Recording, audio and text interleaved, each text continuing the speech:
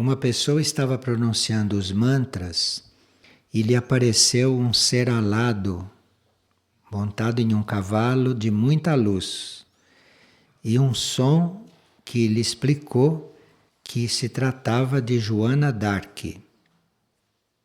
E quando isto lhe foi explicado, ela recebeu um grande impacto que chegou até no físico e que até o seu corpo físico estremeceu.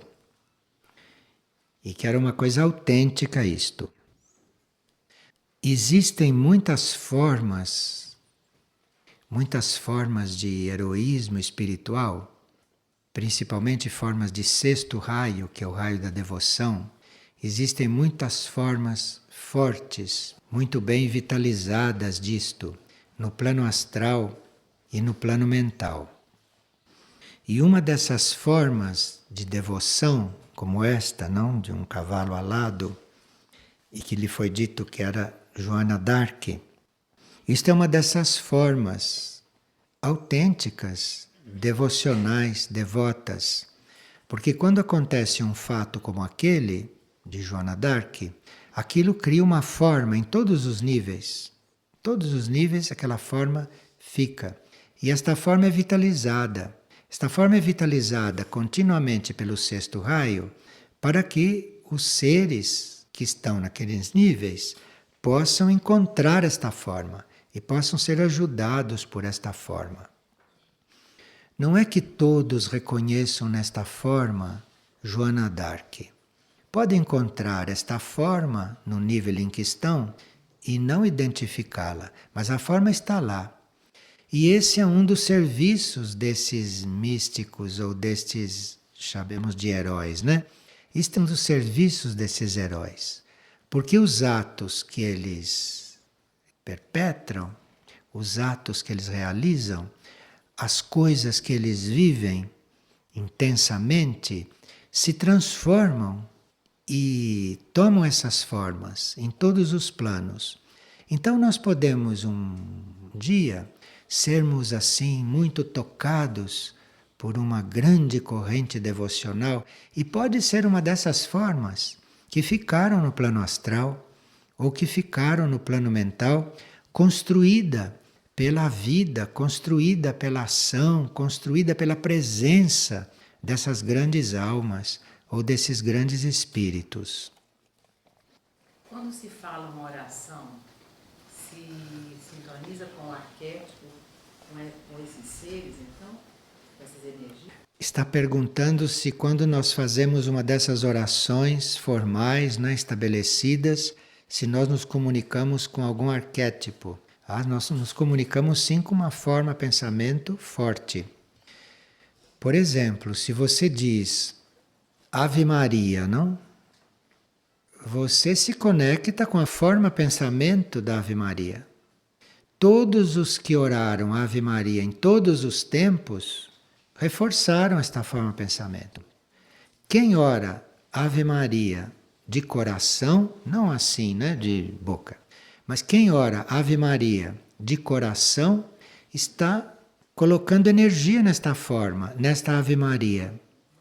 Então, quanto mais pessoas orem conscientemente, estão trabalhando, estão servindo, estão alimentando aquela forma, estão deixando aquela forma mais vigorosa.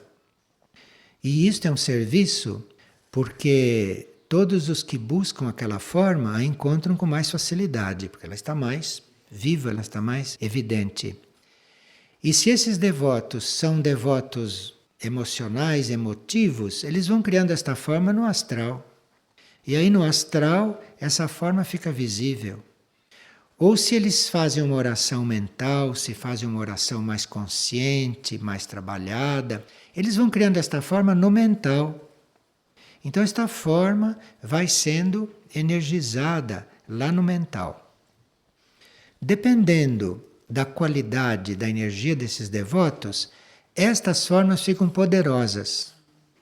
E essas formas, energizadas por todas essas qualidades, podem até começar a responder a quem se dirige para elas. Então, Se você sintoniza com uma forma bem vigorosa de Maria, de repente aquilo te responde. Aquilo te responde na linguagem que você precisa para sentir esta resposta. Ela responde, é uma forma aquilo, não é Maria. Aquilo é uma forma e ela te responde. Então, isto sempre existiu. Agora, a uma certa altura, isto passou a ser quase uma necessidade para milhões de pessoas, porque o mundo estava muito envolvido por forças materiais, forças antievolutivas. Então, estas formas no astral e no mental passaram a ser também energizadas pelos intraterrenos e pelos extraterrestres. Estas formas conhecidas dos homens. Então, exatamente no momento em que iam faltando devotos para manterem essas formas, aí eles começaram a energizar estas formas. Ou começaram a projetar estas formas, para que as pessoas que as buscam as encontrem. Claro que isto é um caminho. E mesmo que você tenha visão interna de uma forma dessas, o seu destino não é ficar nesse nível, não é ficar neste plano. Então você tem essa visão, ou você tem este encontro, ou isto projetado por uma nave aparece para você, se materializa para você, mas isto é um estágio, isto não é para ficar sempre assim. Você, quando recebe aquele impacto, você tem uma abertura. Na hora que você tem aquela abertura, o teu espírito preenche aquela abertura. Você cresce em consciência. Daí por diante você não precisa mais daquela visão. Porque você já cresceu em consciência. Você já está suprido espiritualmente. Aí você não precisa mais ver. Aí ninguém mais precisa estar energizando formas para você ver, para você acreditar, para você evoluir, não é? Espiritualmente, porque aí você já recebeu aquilo, você já entrou em contato e você não precisa mais do fenômeno, desta manifestação, que pode ser visual, né? Pode ser mental, pode ser emocional, mas a gente, a uma certa altura, não necessita mais disso para saber que existe. Aí, se você não precisa mais disso, aí você vai começar a perceber, vai começar a ser, vai começar a receber a energia que aqui chamam de Maria, que não existe nenhuma Maria. Aquilo é uma energia que estava nas Marias, que deram o nome para aquilo. Mas as Marias não são nada. A energia que é, a mãe do mundo é que é. É a mãe do mundo, é esta que move a matéria. Não tem nada de Maria, não tem nome nenhum isto. É que como estava numa Maria que todo mundo conhece, então chama de Maria. Então aquilo é uma energia e nós então aí em contato com esta energia vamos ficando um pouco mais elevados, vamos ficando um pouco mais purificados, porque tem todas essas capacidades de nos purificar, de nos elevar, né? De nos esclarecer, de nos amar. Muitas pessoas começam a entrar em contato com esta energia cósmica e vão aprendendo a amar, porque se sentem amados. E a pessoa até se pergunta, como eu posso estar diante disto? Puxa, que misericórdia, que coisa grande, hein, para se mostrar para mim, não é? Então aí a pessoa se transforma. É um trabalho transformativo, transformador. Bem diferente daquele que fica orgulhoso porque vê alguma coisa. Ele pode ver a qualquer momento, porque ele pode ter visão etérica, olhar assim e ver Maria ali, mas ele está vendo uma forma que alguém projetou, ou ele está vendo uma projeção do desejo dele e fica todo orgulhoso. Quem está mesmo nisto, quem está nestas coisas, não tem orgulho, não tem vaidade, não tem nenhuma necessidade de estar expressando isto para os outros. Passa por transformações tão grandes que se torna um elemento de transformação. Nem precisa falar nestas coisas. Passa perto de um, já põe ali uma energia de transformação, já envia um estímulo A pessoa pensa naquele lá, já só de pensar ali já recebe um impulso. É muito diferente isto. São níveis de relacionamento com estas coisas. Mas a gente precisa reconhecer como real todos os níveis, porque essas coisas fazem parte do processo das pessoas. E está aí para isso, para levar as pessoas a fazerem um caminho. É muito belo tudo isto, porque no ponto em que a pessoa faz a experiência, aquilo para ela é a única realidade. Esta que é a beleza dessas coisas. Quer dizer, a gente sabe que a coisa é infinita, mas quem está ali naquele momento, o real é só aquilo. Porque está tão inteiro ali, a coisa está tão completa ali, que para ele é só aquilo que é real. Aí precisa ter cuidado para não ficar nisso. Porque por mais real que seja, né, por mais verdadeiro que seja, por mais completo que seja, tem sempre mais. Tem sempre mais. Para uma nave se mostrar para você, aquilo tem uma convocação de energias ali imensa, para ela se fazer visível a você. Aquilo precisa uma reunião de energias muito grande.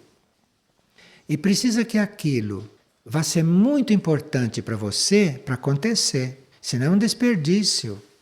Porque com aquela energia, aquela consciência que é a nave, com aquela energia, aquela consciência faria outros trabalhos. Mas é muito importante para um indivíduo ver aquilo. Então é muito importante que ela se mostre. Mas aquilo é uma energia empregada bem conscientemente pela lei evolutiva para o indivíduo, no nível em que ele está, poder acreditar em alguma coisa além dele. O importante é você ter fé naquilo que está além de você. Porque para ter fé e aceitar o que a mente apresenta, toda a mente é boa para isto. Mas para você ter fé, para você aceitar uma coisa que não cabe na sua mente, ou que a sua mente nunca viu, que a sua mente não tem aquela experiência, aí precisa uma ajuda. E a ajuda são esses fenômenos. Porque diante do fenômeno, a pessoa pura vai achar. Precisa que seja muito impuro para dizer, não, isso é fenômeno, isso não existe. Mas aí já é outro caso, é outra coisa. Mas se uma nave vai surgir, vai se mostrar, aquilo é uma energia que ela está empregando para o indivíduo finalmente constatar que existem coisas extraterrestres, que existem coisas que não são deste mundo. Que ele está sendo acompanhado, que ele tenha calma, que ele tenha fé, que ele não duvide, não é? Que o planeta não está entregue aos seres humanos aqui do planeta, que não são os líderes dos governos que fazem o destino do planeta. Tudo isso quer dizer. Então, quem vê uma nave direito, e se aquela nave realmente chega até ele, ele nunca mais vai duvidar de que o governo do mundo não está aqui. Que o governo do mundo está lá no centro do cosmos. E que o mundo vai ser é como aquela vontade determinar. Então tudo isso está atrás desse processo.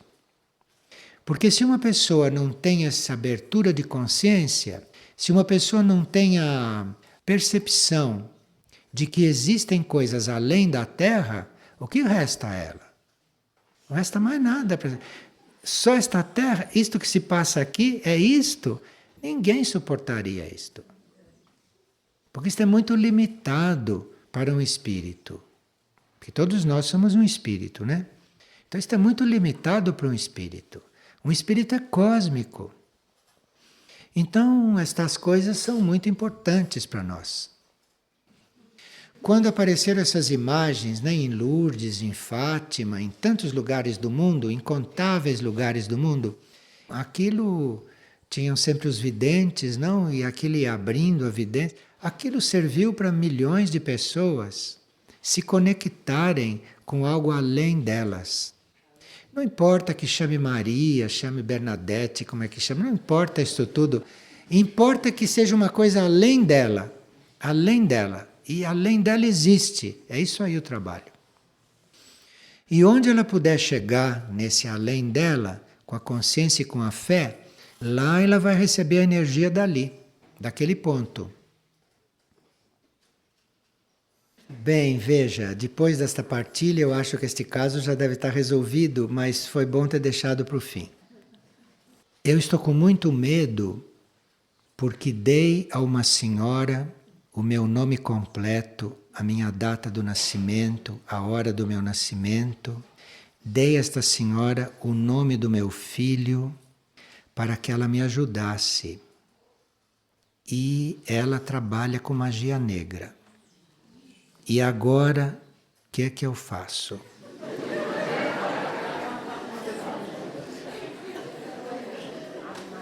Porque não posso mais retirar esses dados, ela já tem esses dados, e agora o que eu faço?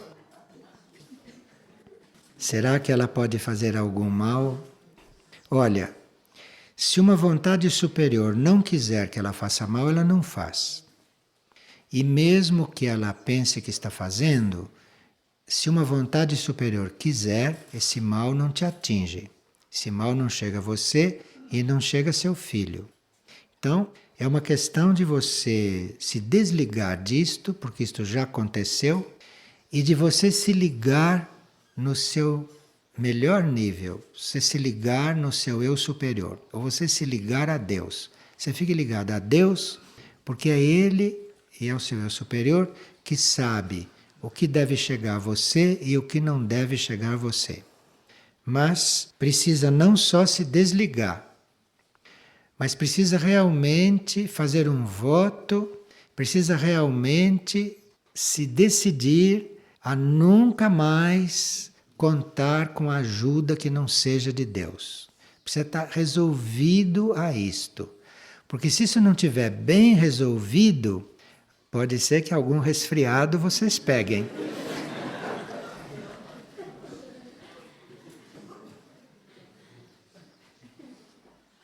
O relacionamento com essas forças é um relacionamento que precisa ser muito controlado. Essas forças existem, essas forças estão aí, essas forças estão em circulação, essas forças são aquelas que guiam esta civilização. Então essas forças estão aí, essas forças negras. Essas forças estão aí. Então você precisa estar coligado com a luz. Coligado com a luz, mas na firme intenção de estar mesmo na luz. Não ter dúvidas de que deve estar na luz, porque a luz não trai ninguém. Então, se você tem a intenção de estar na luz, todo o resto é secundário. Todo o resto é secundário. Não tem nada que temer. Uma coisa é ter medo, é estar atemorizado, como essa pessoa está. Isto não se precisa estar, porque a luz é a luz, está acima de tudo. Agora, existe uma coisa que se chama o temor de Deus. Temor de Deus não é medo de Deus. Temor de Deus é você estar atento para estar bem conectado com Deus. Porque a gente sempre teme não estar muito conectado. Isto é o temor de Deus. Isto é verdadeiro, isto existe. Então nós não podemos dizer, não tenho medo de nada. Isto é mentira. Porque nós temos medo de muita coisa. Tem gente que tem medo de ficar doente, medo de morrer, medo de passar fome, medo de perder o marido, medo de perder o filho. Tem medo de tudo. Então ninguém pode dizer não tenho medo, né? Não existe medo para mim. Mas quando todos os medos eventualmente acabaram, aí tem aqueles medos que são intrínsecos, que não se pode evitar. Você pode não ter medo da morte, não é? Muitos aqui não têm medo da morte, não têm medo da morte. Mas o corpo físico não quer morrer. Quer dizer, o corpo físico não quer ficar sem habitante. O corpo físico não quer. Porque o corpo físico sabe que se você sair dele, que ele vai se desintegrar. Então ele não quer. Então mesmo seres evoluídos têm um medo do corpo físico da morte influindo, presente. Ele pode não ter medo, o indivíduo pode não ter medo, mas ele não pode garantir que se ele tiver que sair do corpo, que o corpo não retenha, que o corpo não ajude, que o corpo não responda. Ninguém pode garantir isto, porque isso é uma coisa do corpo. Tinha um livro de Thomas Merton, que eu não me lembro o nome, que era ambientado entre seres muito contemplativos. Então que, assim, oficialmente não tinham medo da morte, ninguém tinha medo da morte. Aliás, tinham até interesse na morte, porque achavam que mortos iam para o céu direto, na concepção deles. Então ninguém tinha medo da morte. No entanto, chegou a um certo momento que um monge levou muitos dias para desencarnar. Ele não tinha medo da morte. Ele sabia que ia desencarnar. Todos sabiam que ele ia desencarnar. Mas ele não desencarnava. Ficava prolongando aquela situação. O que é isso? Se ele não queria ficar além daquilo, se ninguém o estava segurando, porque eram todos muito trabalhados, ninguém estava segurando. E como é que ele não ia? É o medo do corpo. O corpo tem medo que aquilo se vá e que ele vá para a sepultura. E para a sepultura quer dizer se desintegrar. E o corpo tem uma certa força de integração, como o corpo. Então isso tudo existe. Então nós não podemos dizer que não temos medo. Nós, na nossa consciência, podemos ter muito menos medo que os outros, mas livres do medo, não sei se estamos. Agora, digamos que a gente não tenha mais esses medos que as pessoas têm. Pode ser, não é que uma pessoa não tem medo. O temor de Deus ela tem que manter. O temor de Deus ela tem que manter. Não é que Deus vai fazer mal para a gente. Mas se ela não tem esse temor de Deus, ela está tão vulnerável quanto qualquer um. Porque é esse temor de Deus que nos dá essa maior segurança. Mas você sente o temor. Então existe medo, existe temor, que é um nível de coisa. E existe esse outro temor, que é real, que é necessário e que não se perde. Você pode se enganar, dizer que não tem, mas tem. Tem porque isto é algo desconhecido, isto é algo que é tão além de tudo aquilo que você possa conceber, que você não sabe o que é.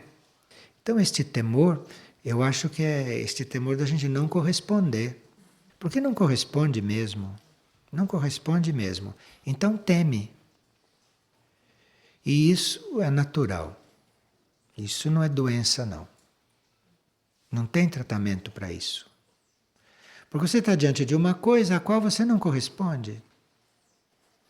Então ali tem um sentimento que, por falta de outra palavra, a gente chama de temor. Aí fica temendo corresponder menos, fica temendo não estar mais preparado para estar lá. Isso é temor, isso é temor.